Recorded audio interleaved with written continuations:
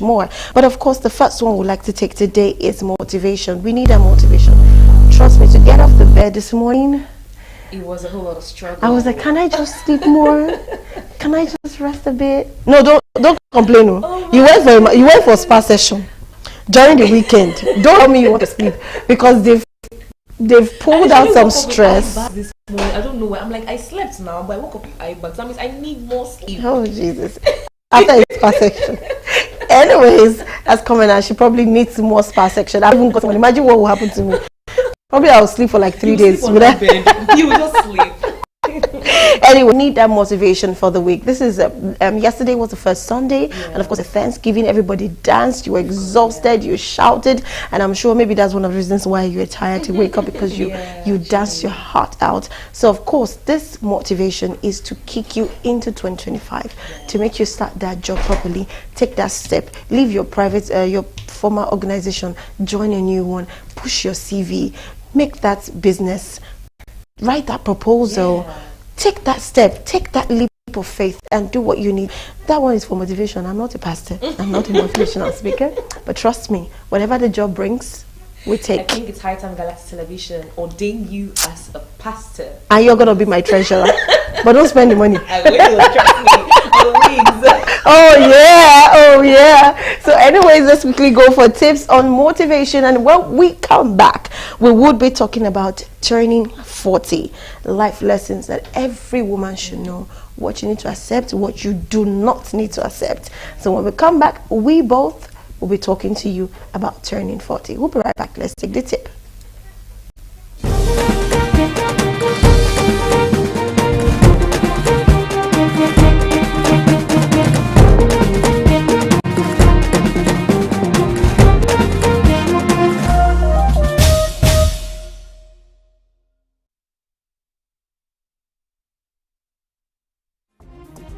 Tips for motivation. Setting a goal.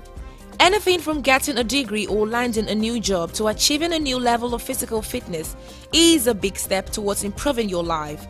But following through to achieve what we've set out to accomplish can be challenging, especially on those days when motivation wanes. So, how do you follow through on your commitment during those times when you don't feel like putting in the work? Number 1, put your goal on the calendar. One way to boost your internal motivation is to create some external motivation, a target date. Whatever you're aiming to accomplish, put it on the calendar. You may be working towards a goal with a set finish date built in. Examples include preparing for a test or taking a course with a fixed end date. If your goal lacks this structure, you can add it by deciding on a date by which you could realistically achieve your goal. Number 2, make working towards your goal a habit. When you make working towards a goal or habit, an automatic conditioned response, you no longer have to rely so much on feeling motivated. How do you turn a behavior into a habit? Identify your trigger. Choose something you already do daily, like brushing your teeth or eating lunch, to trigger the action you want to make a habit. Write an if or then plan. Number 3, plan for imperfection. Feeling excited and confident about achieving your goal is great, but it's also possible to be optimistic. Not every day will go exactly as planned, and that's okay. Life happens. One way to boost motivation on difficult days is to plan for them. As you think about your goal, jot down a list of the things that could get in your way. Number 4, set small goals to build momentum. If you want to change the world, start off by making your bed. If you make your bed every morning, you will have accomplished the first task of the day. It will give you a small sense of pride, and it will encourage you to do other tasks and another and another. Number 5, track your progress. Seeing progress can be highly motivating. You'll find many tools out there to help you track your goals. This could be as simple as a to-do list or calendar where you can cross off tasks or days as you complete them. Another option is to draw a progress bar on a sheet of poster board or paper. Hang it somewhere where you see it regularly and fill it in as you get closer to your goal. And lastly, number 6, reward yourself for the little wins as well as the big ones. It feels good to be rewarded for our work. However, Rewards can also improve motivation and performance. Rewarding yourself for reaching small milestones and completing big goals could boost your interest and enjoyment in the work you're doing. These rewards don't have to be big or cost a lot of money. Consider this quick list of ideas you could use to reward yourself. Take a short break, go for a walk outside, enjoy your favorite snack, read a chapter of your favorite book, spend a few minutes meditating, listen to an episode of your favorite podcast, plan a night out with your friend, play an online game, visit a free museum or attraction, have a long bath or shower, call a friend or family member.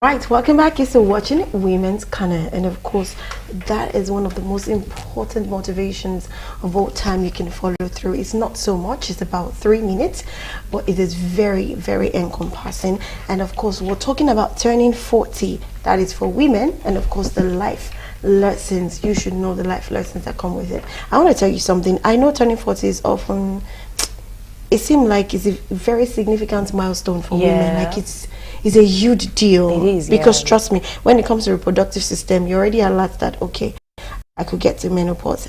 At that point, if you're not married and you're trying to get married, at that point I want to take any kind of nonsense just because you need to settle. And it's that period is most of the time people tend to reflect. Sometimes even at your 40s, even more for women, sometimes I feel like at that point they just feel like I don't need to grow. Right. They just give up. They just want to be at that point, and trust me, that is not what we need to do. So I'm going to say this to all women: as you're turning 40, always know that it is a new beginning. It's a new time for you to embrace some certain change. In fact, that's the time you should be very fearless. When I mean fearless, put the very before the fearless because it's very important. Right. But of course, we'll be talking about some things that women actually get scared of. But if you look at it very well, they shouldn't be, because they need to accept that at 40. Except you only remain 35. Trust me, those who are, I don't know if they, watch films where we have immortal people. At the end of the day, they get tired of living that particular age for a long, being young for a very long time. They want to experience this old age. They're not even talking about getting married, or they just want to experience the old age. So you have to accept. But Covenant, what would you say about people, ladies who turn 30, and most of what they have is fear? First of all, yes, it is very human to be scared or to have fears. But I also feel like when you get to a certain age, by then you should have, been cleared on some things. You should have gained clarity in fact, not just on some things, on a lot of things. Because I feel like at age 30, that's when your life is literally starting. Because let's say from age 15 to 20 something, you can do whatever you like and go scot-free, right? You don't, have to be responsible for your actions. Some things can just slide. But when you're like 30 and you're going to 40, there are just some things that cannot be done. You have to just take, you have to just be responsible for everything. Action, for but how everything. About there are some women that actually, when they're about 30, they still feel like I'm pretty young. But when they clock that 35, 36, there are some women I've seen, they don't even have that fear. This fear we're talking about is for most women. But I've seen women that are at 35. That is when they want to do what they should have done in their 20s. Because maybe at that point they've given up on maybe life, on career, on relations. I'm like, anywhere this thing wants to take me to, let it take me to. They are fearless. They are embracing the bad character. They are embracing the good ones. In fact, the ones that are good want to turn bad. Like, they want to see if there will be a change, because probably they've been good all their life and it's not working. So they're like, no, I want to be a bad girl. And trust me, I've seen people who have turned, I'm not saying be bad, but I've seen people who have turned bad. but end up getting what they want at the speed of light. And they'll be like, why was I not bad initially? Why didn't I just go bad? But truth is, it doesn't work like that for anybody. So what actually do you think makes people to just switch from good to bad at that age, when you're supposed to be thinking, you're supposed to calm down, right? You know, process everything before you make a decision. Do you have any idea why people do that? Some might be the things that they've experienced, actually.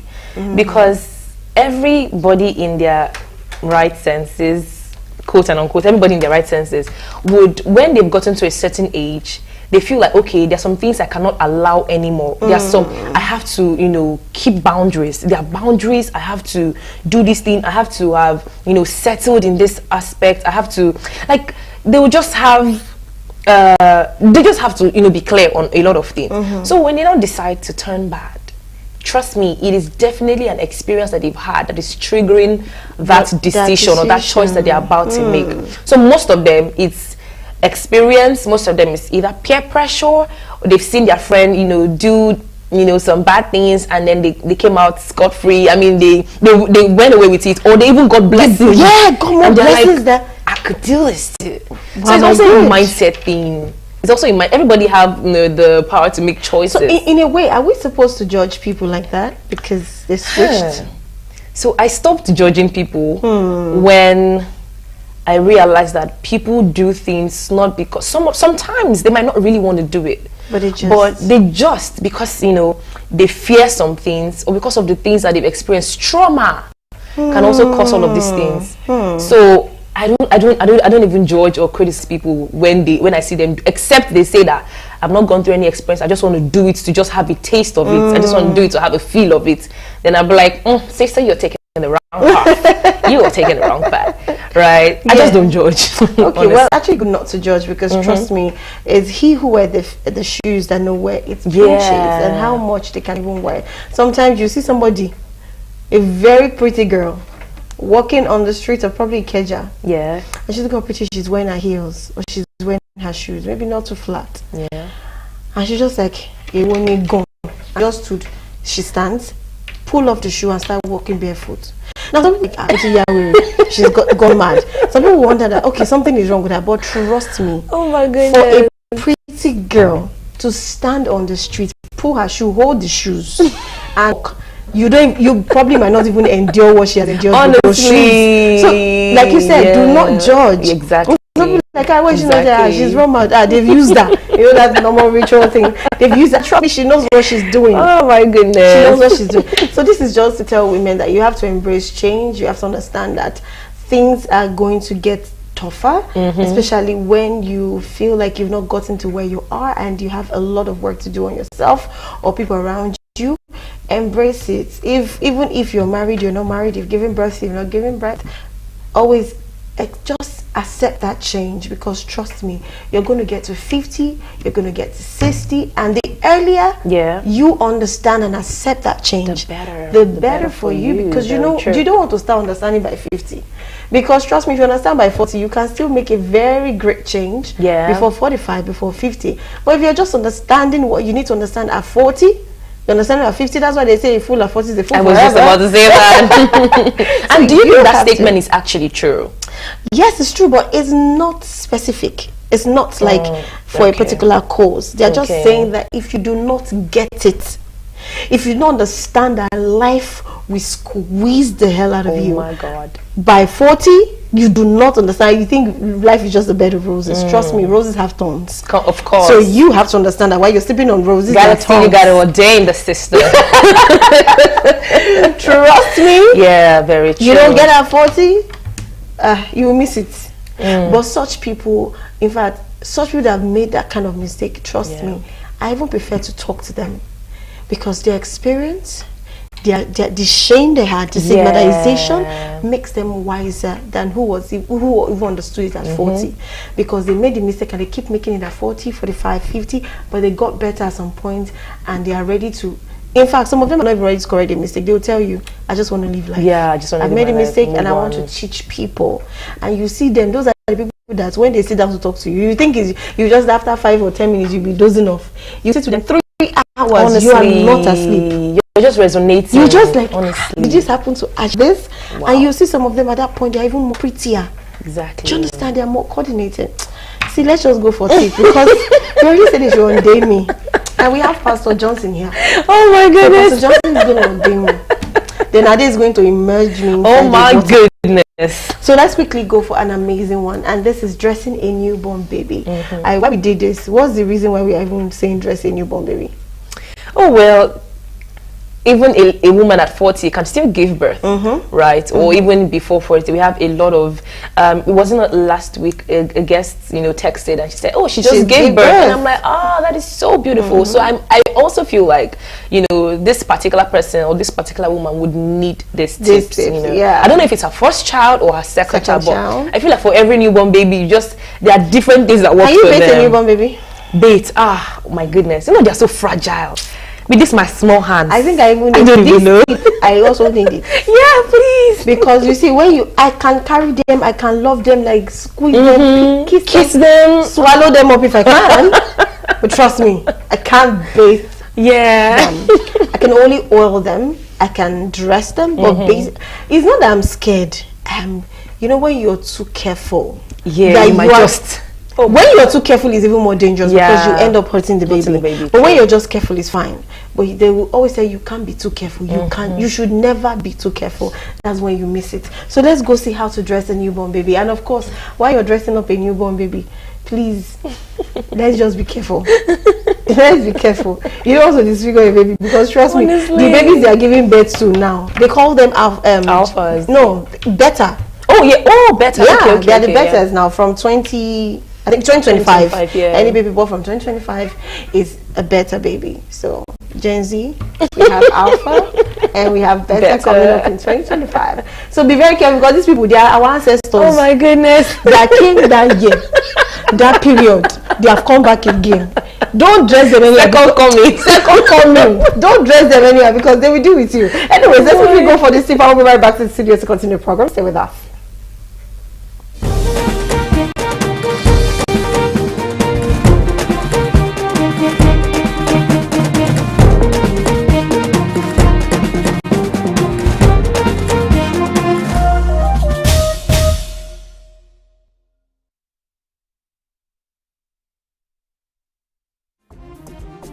Tips for dressing a newborn baby.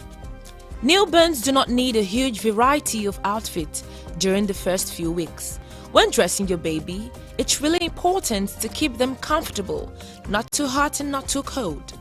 During the day, babies less than 6 months old should be kept out of direct sunlight, so try to stay in the shade as much as possible.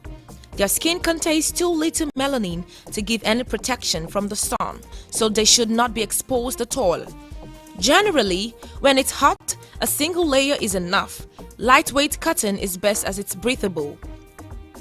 When you're out and about, make sure your baby has a wide brim hat on to keep the sun off their face. The pram should have a clip-on parasol or sunshade. Never cover the pram with muslin or blanket as your baby can overheat. At night, keep nightwear and bedclothes to a minimum. A vest or just a nappy is fine on the warmest nights. If your baby kicks or pushes off the covers during the night, just leave their nappy on and have a single well-secured sheet. Make sure the sheet is secure enough so it cannot cover their face or get entangled during the night. Temperature regulation. Small babies are not very good at regulating their own temperature. They can overheat because of too much clothing or bedding. Baby is too hot. If your baby is sweating or their tummy feels hot to the touch, take off some of their clothing or bedding. Don't worry if your baby's hand or feet feel cool. This is normal. It's easier to adjust for the temperature changes of lightweight blankets. Remember, a folded blanket counts as 2 blankets. A room temperature of 16 to 20 C is comfortable and safe for sleeping babies. Baby just needs light bedding or a lightweight, well-fitting baby sleep bag. If it is very warm, your baby may not need any bedclothes other than a sheet. Even in winter, most babies who are unwell or feverish do not need extra clothes. Babies should never sleep with a hot water bottle or electric blanket. Never sleep next to a radiator, heater or fire. Never sleep in direct sunshine.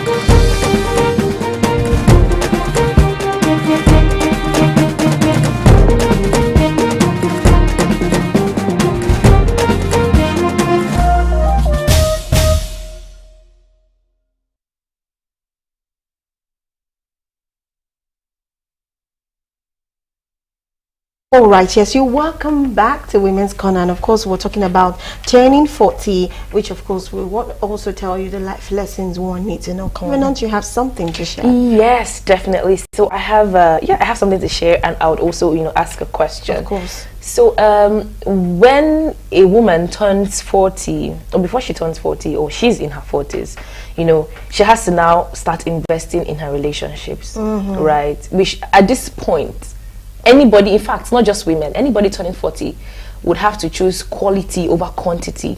Because when we're young, when they're in their 20s, we have all the friends. We have the bad friends, we have the good friends, we have the friends that are very smart. Anytime you need something, this is the person I want to go to. You know who to go to. You know who to go to. But when you've gotten to this age, you have to just choose quantity. You have to choose quality rather. Quality over quantity. And this brings me to this question. So I wrote it down. Let me quickly say it. Sorry, hold on. So about friendship, I want to ask, how can you actually now make boundaries? Or how can you, let's say you have the bad friends, you have the good friends, and you don't really know how to, let them go or cut them off. I don't even know if it's good to cut people off, but you don't know how to do it. When you get to 40, do you think there are steps as to how, you say, okay, you know what, these are the kind of friends that I don't want, these are the kind of friends that I want? Do you know how to go about it? And those ones that you don't want, those friends that you don't want, how would you tell them, or do you have to tell them, or just give them the silent treatment, or just cut them off silently? How do you tell them that you no longer want them in your life because they do no longer serve your purpose, or they do no longer serve you? Well, so honestly, you don't need to tell someone that you don't want to be friends. Okay. Sometimes your attitude, your character towards them just tells them you don't even have time for them. They call for you, you want to hang out, you're busy. They come to your house, you're also busy, you're not giving them attention. Trust me, they are not dumb. And they start to use the whole emotional manipulation. But we used to be friends. We did this together. I was there for you. I was there for you. It makes you feel bad because they are human. You simply apologize. I'm so sorry. I've been very busy. Just keep using that word. I've been busy. I know your schedule. I know this. I'm so sorry. You know what? I promise you, I'm coming to your house tomorrow. Tomorrow you are not there.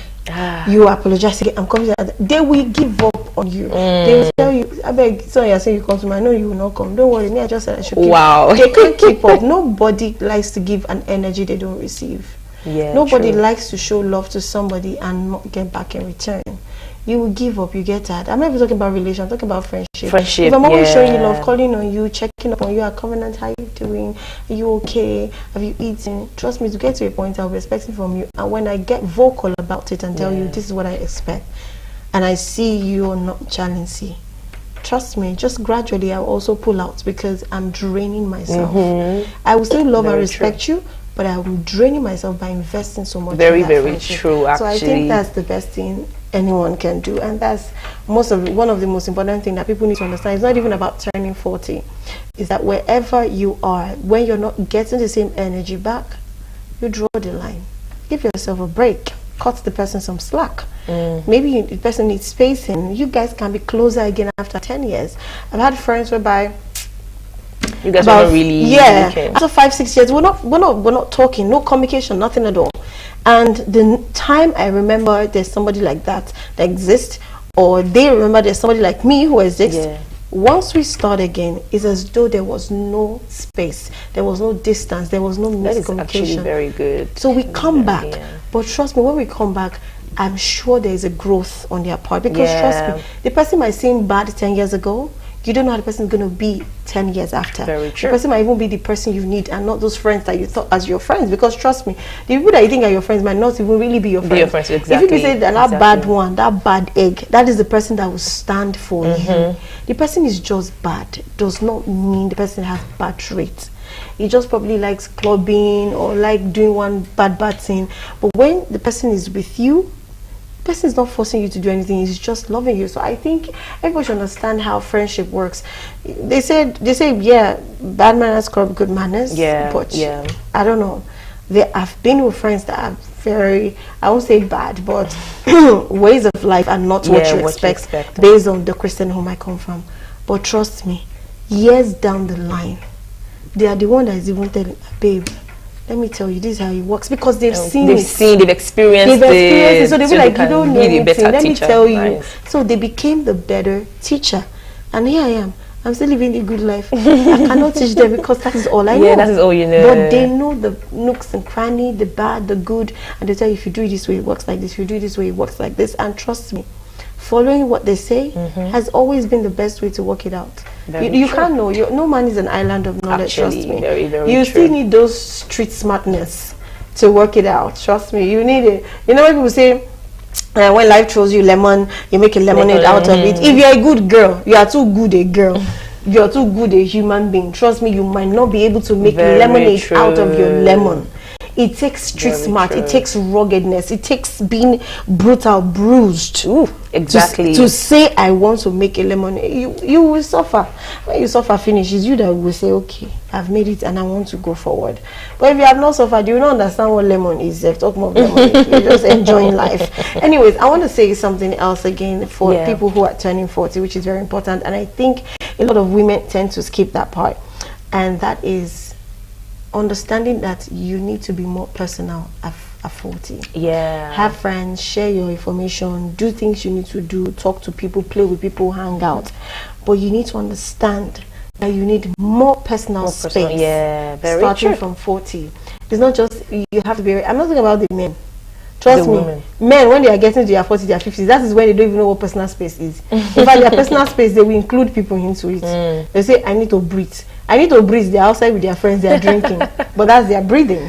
But for women, we need that's time to think, because we are multitaskers.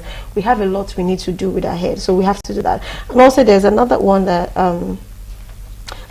says we also have to learn to forgive. You know, at that point, which when we get mature, it's difficult to forgive. Really? Yeah. Ah.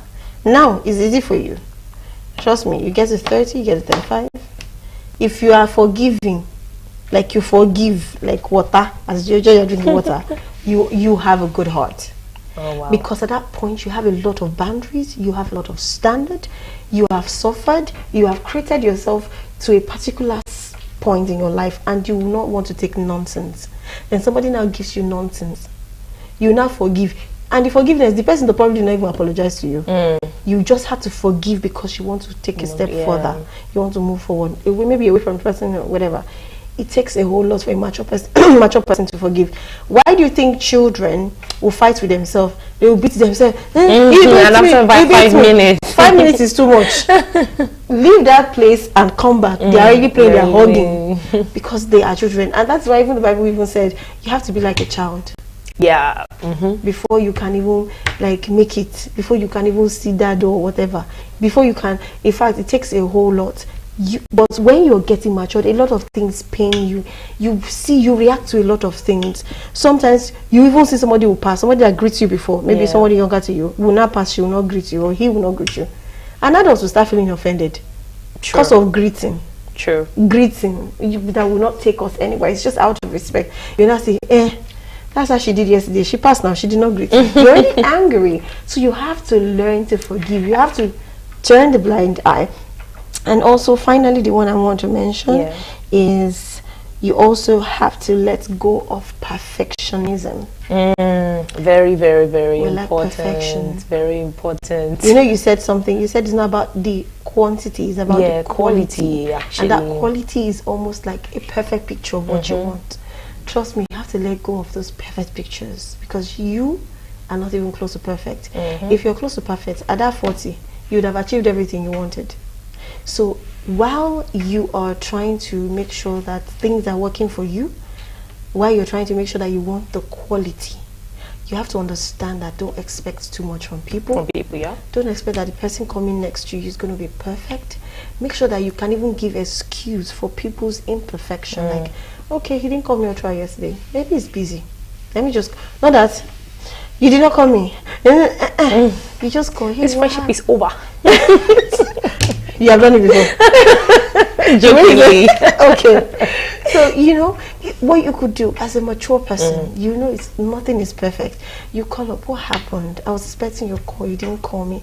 And trust me, somebody you're expecting his call or her call, you did you call her. You to call, so that right, is, you're not because even perfect. So don't Slack. expect that perfection. You have to let go of it. If not, you might end up not even having friends at 50. Except maybe or you just get disappointed easily because of too much expectation. If you get disappointed easily, you won't have friends. Anybody that is with you at that point, I think the person just lost you for your imperfection. And the person already just like, we'll just leave Blossom. That's what she used to do. Like, let's just leave her. Yeah. So it's always like that. But anyways, you have another thing. Yeah, for I have us. one for health. And before getting to the age 40, or if you are turning 40, your health should be your greatest asset. Of course. Your health, honestly. We should learn how to prioritize our well-being, because and when you get to 40, you're actually getting older. You're not getting any younger. So when you're 20 something, or you're even 30, you can multitask. You can do a lot of things at the same time. You can juggle jobs. You can do plenty things. Trust me. The energy is still there. The energy is still there. You're very, very active. But when you're getting to 40, or you're 40, you're getting older. So at this point, you just need to prioritize your well-being, like, so that you don't even burn out. At all. It's good to get older and also get more prettier. There are people that they are getting old, but they're also very pretty. Let's take a look at Kate Henshaw. She knows how to prioritize her well-being. She does exercises, and those things keeps her fit. It keeps her very young and agile. Money is also there. Yeah, a lot of them actually. I think they've gotten to that point where they've understood that, you know what, at this point, my health is first. It's important. Because good health is good. Yes. Even more than good. Yes, trust me. it is. And trust me, sometimes I feel like our medical professionals are not helping us. As at 10 years back, they will tell you, other people should not eat egg. Egg is not good. But later on, we started hearing they need to eat a lot of egg. It's proteinous, it's this, it's that. Next thing you hear, don't take milk. They need a lot of milk. So what do you think changed actually? I think the global warming first has changed a lot of things. The weather has changed a lot of things. Oh, right. By now, we're not supposed to still be in Amata. Right. Is there anything like Amata? No, please. And we are sweating. How is that possible? Oh, right. In Amata, you don't turn on the AC high. But now, those days without AC rather, you'll be sweating. Yeah. So things are changing, and that's where the body is changing. And that's why you see the older generation at the age of 50, 60, 70, they are very agile. But you see that people who are just turning 50, they are looking old already because of the kind of food, the weather is not conducive. Before, you don't birth a child where there is AC. You don't put a child where there is fan. For now, you will put that child inside AC. If not, you want that child to be sick. So things are changing, and really that's why our medical practitioners need to keep making a lot of research that would help us, so we can know how best, especially for women. Please, our flowers should not die. We are like flowers, so we need to always blossom. Exactly. Okay, like your name, Rose Blossom. Love it. Okay, all right, let's take this last tip. So we'll come back, and of course we'll wrap up the show. I hope you all enjoyed and you listened. See, as I'm talking and Pastor Covenant was talking, we're speaking to our safe, and we're speaking to you. So trust me, you need it. And I'm sure everybody listening has learned one or two. It's just that simple. Sometimes it's difficult to go through Google. But sometimes when you Google it and you have somebody talking about it, sharing experiences, it sinks in. Exactly. So let's go just take a tip for a good relationship. Trust me, you need good, better relationship. If you have any bad one before, like Covenant says, should we drop them? Well, I said you don't Let need go to. of what no longer serves you. Yes, honestly. you understand. So just keep the people that are very useful to you. You have to network, and those networking has to take you to greater places. Yeah. Don't deal with people who are going to be taking from you. Right. Like always, people that will invest in you, and you can also invest with them in them one way or the other. So let's quickly take a tip for a good relationship. And of course, when we come back, we'll wrap up the show. Stay with us.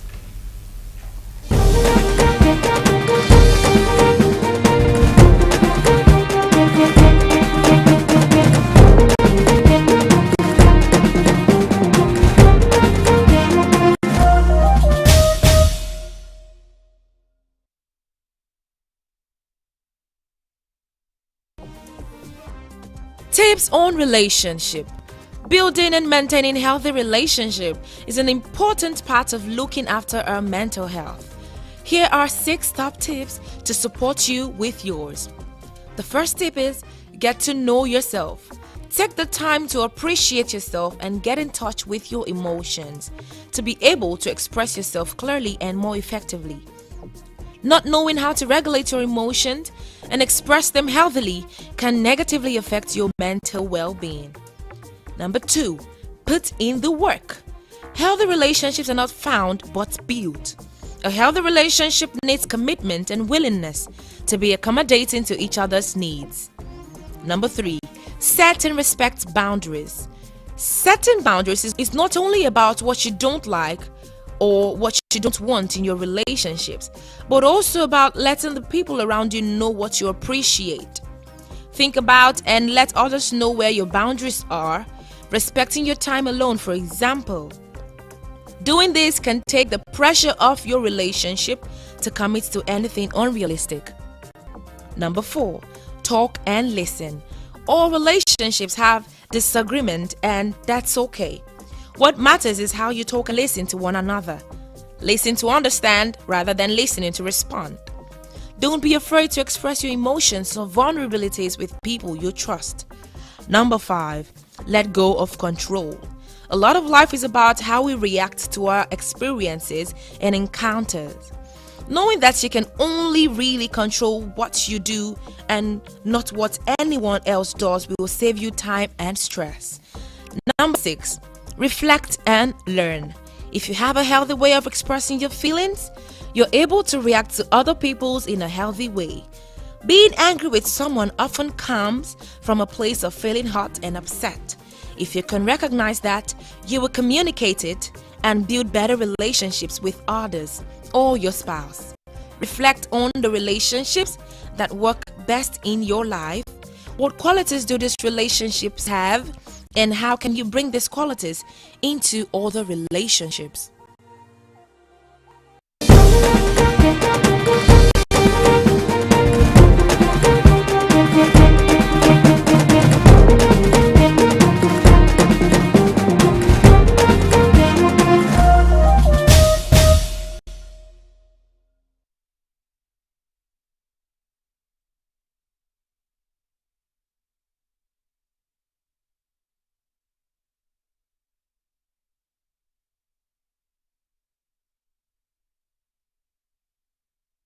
Very beautiful tip on how to, have a good relationship. Anyways, time is no longer on